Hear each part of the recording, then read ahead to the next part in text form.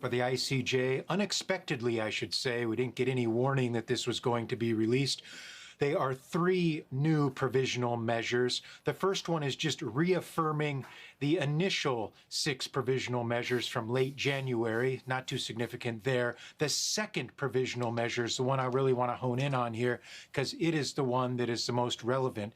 It essentially deals with trying to prevent further famine in Gaza, and it has 2 parts. The first part of this new provisional measure is calling on Israel to allow unhindered humanitarian access into the Gaza Strip.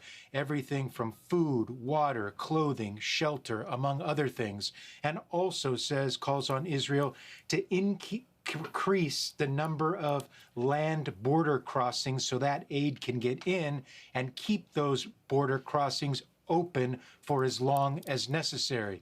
I should note that all 16 justices of the ICJ voted unanimously for this new provision.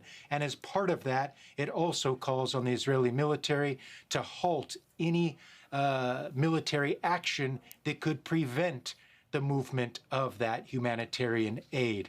So that's the second new provisional recommendation, or provisional measure, I should say, by the ICJ. The third one is just that the ICJ is calling on Israel to report back in a month, which would be April 28th, with what they have done to implement these new measures. So, Gabriel, are we getting a sense then whether these measures are being issued because the ICJ believes that Israel simply didn't comply with the first set of measures?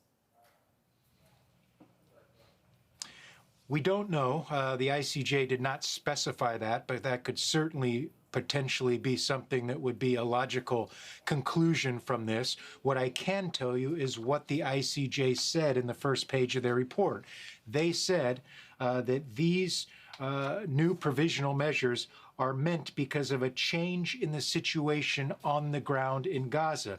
They said when they issued their provisional measures of January 26th, at that point, there was only a risk of famine in Gaza. And the ICJ says now but now famine is setting in, and that is why these provisional measures needed to be updated, if you will, to take in the fact of the changes on the ground in Gaza. Just says justifying the modification of these measures. Essentially, what the ICJ is saying is that things have gotten worse in Gaza, particularly with famine in Gaza, and they're now calling out Israel to put an end to that and do whatever Israel can do to get aid to people that need it. Basically, this is, you could look at it almost as the ICJ raising a red flag, if you will, to the Israelis, saying, we're watching what's going on. Here's some new provisional measures. We expect you to abide by them. Okay, thank you, Gabriel. Gabriel Elizondo reporting for us from the United Nations. Now we'll find out whether there's been any reaction from Israeli officials and speak to Hamda Salhoud, joining us from occupied East Jerusalem. Hamda, what are you hearing about this? Well, there's no Israeli reaction this evening on these new measures given by the International Court of Justice.